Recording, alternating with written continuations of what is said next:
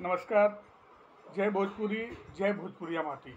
तो आज पहरुआ चौन हमारे चैनल के नाम बा। हमारे चैनल का ई भोजपुरिया के एगो पहचान बा। ई चैनल यहाँ ना भोजपुरी लगाई खिस्सा कहानी, जो पारंपरिक खिस्सा कहानी बा, चाहे विचार बा, बतकही बा, वो चीज़ के ले आवे के कोशिश कल जाई आ कल जाला।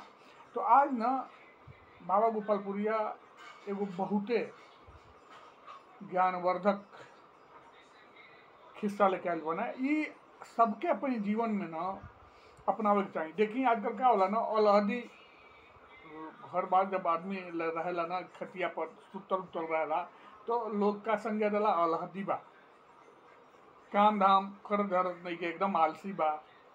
लेकिन कहल गइल बा ना कि करत करत अभ्यास ते जरमत होत सुजान, रसरी आवत जात ते सिल पर पड़त निशान।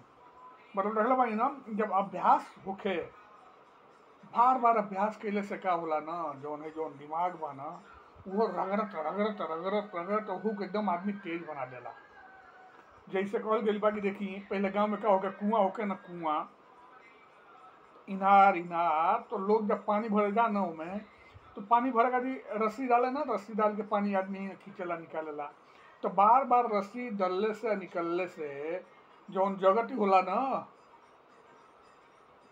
अरे इनरा के जगतिया ऊपर देखी हिंगे ना निशान पड़ जाला। ऊ भले सीमेंट के बनल रहेला, पत्थर के रहेला, लेकिन वहू में निशान पड़ जाला बार बार रसरी अइले गइले से। तो ये कहानी यही की महत्ता के प्रतिपादित करता।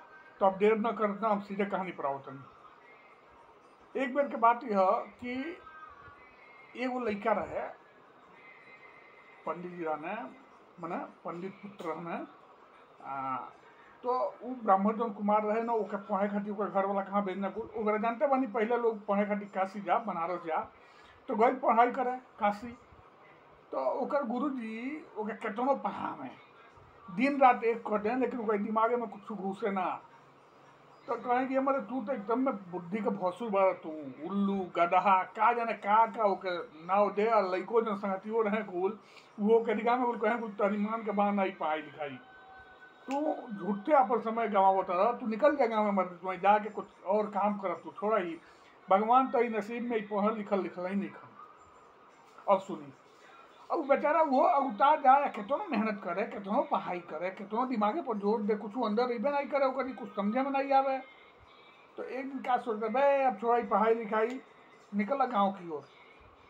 तो वो जो ब्राह्मण कुमार रहे ना, अब बूझी वो बेरा जब कई बात यह कुछ आवे जाए खातिर सवारी वारी तो जाते रहे नहीं, लोग पैदल तिरछे रहेंगे, निकल जाए अपन सतुआ पिसान बांधे निकल जाए।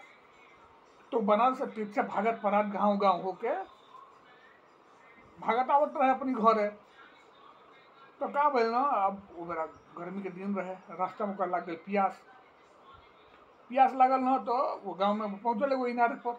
तो इनारे पर ना पहुँचल ना, ओके बटका करे कि अपन बुझते बनी बेरा लोग ना अपन लोटा डोरी संग में राखे, गमछा ले रहे, वहू में कुछ खाए पिए के बांध के राखे। गमछा में से कुछ निकलस खैलस, आ लोटा डोरी निकाल के लोटा डाल के पानी भरे शुरू करे सिनारे से। पानी निकाल के जब जगत पर धैलस लोटा, तो ओकर दिमागे में अचानक जानते नहीं का पहले प्यास देखी, ओकर प्यास मर गई बेचारा के, प्यासी पर ध्यान में नहीं गई कि इतना तेज प्यास लागल बा। ओकर ध्यान कहाँ गई, जौन जगत पर रसरी रगड़ले से निशान हुए रहे वो पर।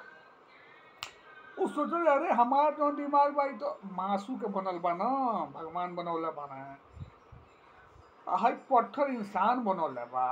पत्थर इतना मजबूत बा, लेकिन है ना जौन है रसरी बा, है बत के जौन बनावल बा, ओकरी बार बार अइले गइले से रसरी से जब निशान पड़ सकता, तो हम अब बार बार मेहनत करब तो हमारा दिमाग कहीं नहीं खुली, हम होशियार कहीं नहीं होकब।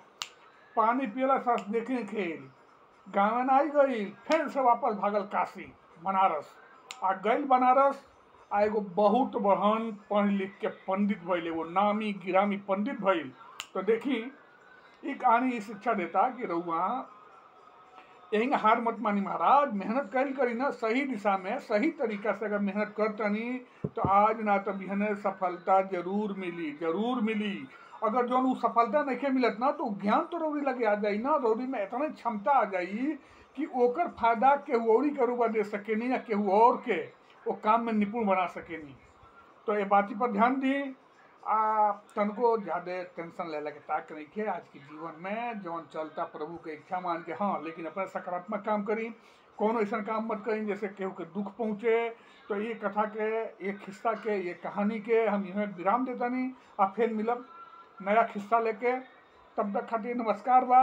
अब फिर से बोलब जय भोजपुरी, जय भोजपुरिया माटी, नमन।